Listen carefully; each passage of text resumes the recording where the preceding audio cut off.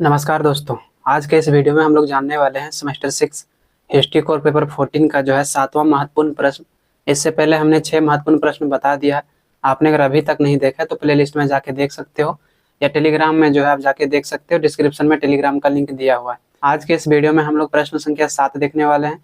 तो चलिए बिना देर किए आज के इस वीडियो को स्टार्ट करते हैं। क्वेश्चन नंबर 7 है, इब्न सऊदी के जो है उपलब्धियों का वर्णन करें। इब्न सऊदी के उपलब्धियों के बारे में आपको पूछा गया है कि इब्न सऊदी कौन थे और इनकी क्या उपलब्धियां थी। तो सबसे पहले जो है आपको परिचय देना है। इब्न सऊद का जन्म 15 जनवरी 1875 में रियाद में हुआ था। इब्न सऊद सऊदी देश के संस्थापक थे जिन्हें अब्दुल अजीज के नाम से जाना जाता है। इनके पिताजी जो थे वो रियाद में शासन व्यवस्था को चलाते थे, लेकिन किसी शासक ने जो है उनके राज्य पर कब्जा कर लिया था। जब इनके पिताजी का मृत्यु हो जाता है उसके बाद इब्न सऊद जो है रियाद का शासक बनते हैं और अपने पिता के क्षेत्र को जो है पुनः से जीत लेता है। इस प्रकार से इब्न सऊद जो है सऊदी अरब का एक प्रमुख शासक और राज्य नेता थे। अगर बात करें इब्न सऊद की जन्म का तो 15 जनवरी 1875 में जो है रियाद में हुआ था, जो सऊदी अरब में पड़ता है। इब्न सऊद सऊदी देश के कौन थे? संस्थापक थे, जिन्हें जो है अब्दुल अजीज के नाम से भी जाना जाता था। इनके पिताजी जो थे वो रियाद में शासन व्यवस्था को चलाते थे, लेकिन किन्हीं और शासक ने इनके राज्य पर कब्जा कर लिया। जिसके बाद सऊदी का जब शासक इब्न सऊद बना तो इनके पिताजी का जो क्षेत्र जीत लिया था दूसरे शासक ने, उस क्षेत्र को पुनः इन्होंने जीत लिया और उस पर जो अपना शासन व्यवस्था को स्थापित किया। उसके बाद पॉइंट बनाना है आपको इब्न सऊद की उपलब्धियां, क्योंकि आपको प्रश्न में पूछा गया है कि इब्न सऊद की उपलब्धियां क्या थी, इसीलिए हमने हेडिंग बनाया इब्न सऊद की उपलब्धियां। इब्न सऊद के सफलता की शुरुआत जो है 1902 से होती है, जब इन्होंने जो है नजद की राजधानी रियाद पर आक्रमण करके उस पर अपना अधिकार प्राप्त कर लिया। इनकी जो है सफलता की शुरुआत कब प्रारंभ होती है? 1902 से, जब इन्होंने नजद की राजधानी रियाद पर अटैक करके वहां पर अपना शासन व्यवस्था को स्थापित कर देता है। 19वीं शताब्दी के अंत तक जो है यहाँ के शासक को उसके दुश्मनों ने नजद की राजधानी रियाद से बाहर कर दिया। 19वीं शताब्दी के अंत तक जो सऊदी के शासक थे, नजद के शासक थे, यानी कि इब्न सऊद के पिता को जो है यहाँ से बाहर कर दिया था उनके दुश्मनों ने। यह शासक कोई और नहीं था बल्कि इब्न सऊद के पिताजी थे। उनकी मृत्यु के पश्चात जो है नजद के शासन व्यवस्था में अशांति फैल गया। जैसे कि हमने आपको बताया था कि नजद के जो शासक थे वो इब्न सऊद के पिताजी थे। उनके दुश्मनों ने जो है उनको वहां से बाहर कर दिया। यही कारण है कि वहां पर जो है पूरा अशांति फैल गया था। किसी और शासक ने यहाँ पर कब्जा जमा लिया था, जिसके बाद इब्न सऊद ने अशांति को हटाने के लिए नजद की जो राजधानी थी रियाद, उस पर अटैक कर दिया। और अटैक करने के बाद जो है अपने पिता द्वारा जो खोया हुआ साम्राज्य था उनको इन्होंने जो है पुनः जीत लिया। और इस प्रकार से जो है रियाद पर अधिकार प्राप्त करने के बाद आसपास के सभी क्षेत्रों पर जो है इब्न सऊद ने विजय अभियान बनाया। इस तरह से एक एक करके जो है अनेकों कबीलों ने उनकी अधीनता को स्वीकार कर ली, यानी उसके अंतर्गत कार्य करने लगा। सभी जो है उनके अधीन हो गया, जो वो बोलते थे वही कार्य को उन सभी कबीले को लोग करते थे। यही कारण है कि दिन प्रतिदिन उनके शक्ति में वृद्धि होती गई और फिर पूरे नजद पर अपना अधिकार प्राप्त कर लिया। जब धीरे धीरे इन्होंने अनेक कबीलों को जीतने लगा, उसके बाद जो है इन्होंने पूरे नजद पर अपना अधिकार स्थापित कर लिया। इन्होंने अपनी योग्यता से जो है फारस की खाड़ी तक अपने साम्राज्य का विस्तार किया था, यानी कि इब्न सऊद ने अपनी योग्यता के कारण फारस की खाड़ी तक अपने साम्राज्य का विस्तार किया था। इनका सबसे अधिक संघर्ष जो है हिजाज के जो राजा थे शरीफ हुसैन, उनके राज्य सीमा को लेकर हुआ था। इब्न सऊद नहीं चाहता था कि शरीफ हुसैन जो है पूरे अरब पर अपना शासन व्यवस्था को कायम करे। यही कारण है कि शरीफ हुसैन के राज्य पर आक्रमण करके उन्हें अपने साम्राज्य में मिलाना चाहते थे। कौन? इब्न सऊद। उसके बाद नेक्स्ट हेडिंग बनाना इब्न सऊद और शरीफ हुसैन के बीच संघर्ष।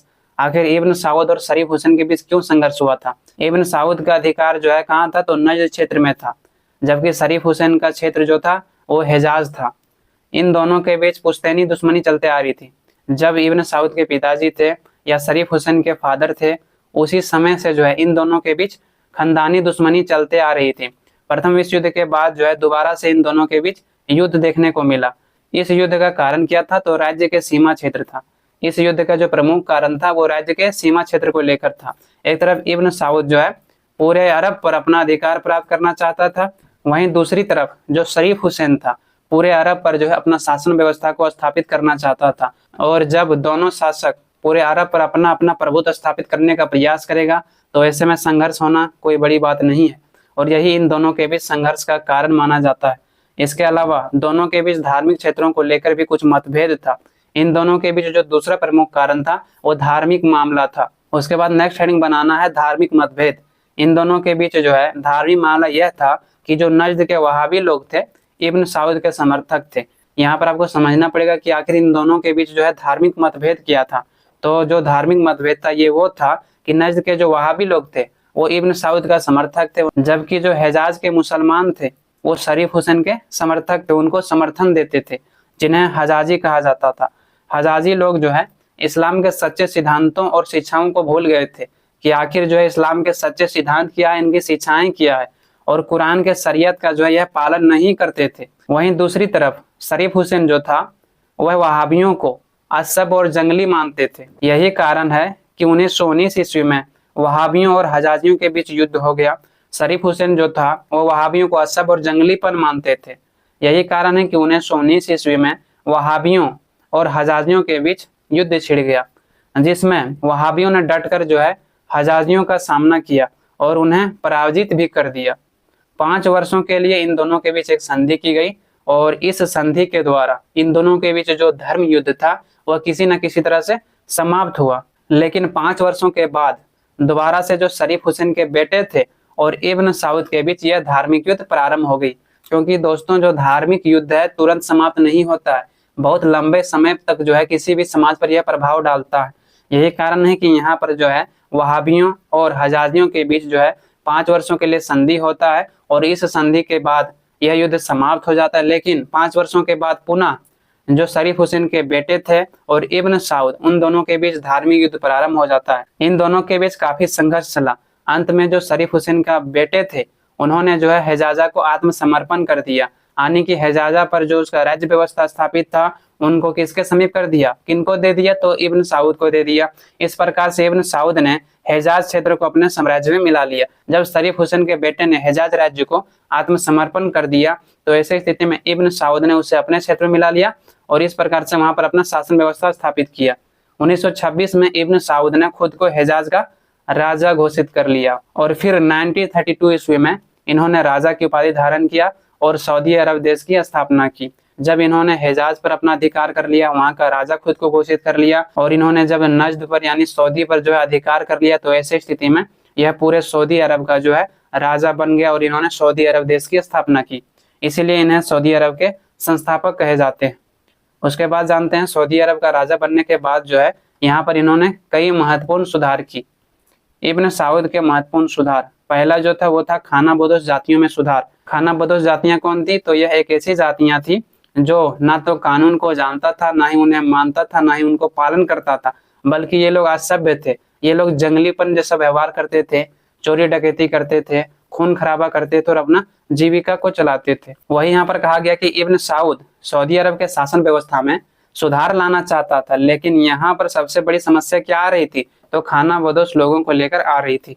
इन लोगों के बीच शांति स्थापित करना इब्न साउद के लिए बहुत बड़ी चुनौती थी, क्योंकि ये जनजातियां जो है हमेशा लूट मार करते थे, हमेशा किसी ना किसी का खून खराबा करते रहते थे, यही इनका पेशा था, है ना, इसी के द्वारा जो अपना जीवन यापन करता था। ये लोग किसी भी कानून व्यवस्था को ना ही जानते थे, ना ही इनका जो है पालन करते थे। जैसे कि हमने आपको बताया कि ये जनजातियां जो थी खाना बदोश जनजातियां, ये ना ही किसी भी कानून को जानते थे, ना ही किसी भी कानून का पालन करते थे। इब्न साउद ने यहाँ के स्थिति को सुधारने के लिए इन खाना बदोश लोगों को संगठित करने का प्रयास किया, क्योंकि इब्न साउद जानता था कि जब तक इन खाना बदोश लोगों को जो है ज्ञान नहीं दिया जाएगा, कानून के बारे में नहीं बताया जाएगा, तब तक देश में सुधार लाना संभव नहीं है। इसीलिए खाना बदोश लोगों को जो है संगठित करने का प्रयास किया। उनके सुख और सुविधा के लिए अनेक प्रकार के कार्य किए, जैसे कि इन्हें प्रशिक्षित करके जो है सेना में भर्ती किया गया। इन खाना बदोश लोगों को प्रशिक्षित किया गया और उन्हें सेना में भर्ती किया गया। इन्हें आर्थिक रूप से भी सहायता दिया गया। यह जो है अपना पैसा को चलाने के लिए, अपना जीविका को चलाने के लिए लूटमार करते थे। अब इन्हें सेना में भर्ती करके इनका वेतन दिया जाने लगा और इस वेतन से यह जो है अब अपना जीविका को चलाने लगे। उनके बच्चों के लिए जो है स्कूल की व्यवस्था की गई और इन लोगों को जो है कानून का अर्थ व महत्व भी समझाया गया। तो इस प्रकार से जो है इब्न साउद ने खाना बदोश लोगों में सुधार लाने का प्रयास किया। दूसरा हम लोगों को हेडिंग बनाना है शासन व्यवस्था में सुधार। शासन व्यवस्था को जो है आधुनिक रूप से संगठित करने के लिए इब्न साउद ने पश्चिमी देशों का सहारा लिया, क्योंकि पश्चिमी देश जो है सेना के क्षेत्रों में बहुत आगे बढ़ चुकी थी। यही कारण है कि इन्होंने अपने सेना को आधुनिक बनाने के लिए या आधुनिक रूप से संगठित करने के लिए पश्चिमी देशों का सहारा लिया। शासन व्यवस्था में सुधार करने के लिए अपने राज्य को जो है 2 भागों में विभाजित कर दिया। एक था नजद और हेजाज। नजद इनका जो है अपना राज्य था और हेजाज जो है शरीफ हुसैन से इन्होंने प्राप्त किया था। नजद का जो गवर्नर था अपने पुत्र अमीर साउद को बनाया, जबकि हेजाज का जो गवर्नर था अपने दूसरे बेटे को बनाया। तो इस प्रकार से नजद का गवर्नर अपने छोटे बेटे को बनाया, जबकि हेजाज का गवर्नर अपने दूसरे यानी बड़े बेटे को बनाया। इस तरह से जो है इब्न साउद ने अपने शासन व्यवस्था में सुधार लाया। उसके बाद तीसरा पॉइंट बनाना है धर्म में सुधार। इब्न साउद ने जो है धार्मिक क्षेत्रों में भी महत्वपूर्ण सुधार किया। इन्होंने खुद को इस्लाम के नए धर्म रक्षक के रूप में प्रस्तुत किया। इब्न साउद ने धार्मिक क्षेत्रों में सुधार करने का प्रयास किया, इसीलिए जो है इन्होंने खुद को एक इस्लाम के नए धर्म रक्षक के रूप में प्रस्तुत करने का प्रयास किया। यहाँ के मुसलमानों को खुश रखने के लिए या उनका समर्थन पाने के लिए जो है इन्होंने मक्का में एक सम्मेलन बुलाया था। यह मक्का में जो सम्मेलन बुलाया था उसमें जितने भी इस्लाम धर्म के पुरानी परंपराएं थी, कुरीतियां थी, उनको समाप्त करने का प्रयास किया गया। वही कहा गया कि इस सम्मेलन में इस्लाम धर्म के जितने भी पुरानी परंपरा थी या कुरीतियां थी उन्हें दूर किया गया, जिसके कारण इस्लाम धर्म के जो धर्म गुरु थे उन्होंने जो है इब्न साउद का कड़ा विरोध किया, लेकिन इन्होंने उस पर ध्यान नहीं दिया और धार्मिक कट्टरता का इन्होंने पूरी तरह से अंत कर दिया। पहले जो पर्दा प्रथा था या इस प्रकार से बहुत सारी कुरीतियां थी इस्लाम धर्म में, उन सभी कुरीतियों को जो है इन्होंने यहाँ पर समाप्त करने का प्रयास किया। उसके बाद आपको चौथा हेडिंग बनाना है यातायात के संसाधनों में सुधार। सऊदी अरब में आवागमन के संसाधनों का बड़ा अभाव था। मक्का और जो हेजाज था यहाँ के लोग एक स्थान से दूसरे स्थान आने जाने के लिए ऊंट की सवारी किया करते थे। आप समझ सकते हो यहाँ की यातायात संसाधन कितनी खराब थी। एक स्थान से दूसरे स्थान आने जाने के लिए ऊंट का सहारा लेते थे।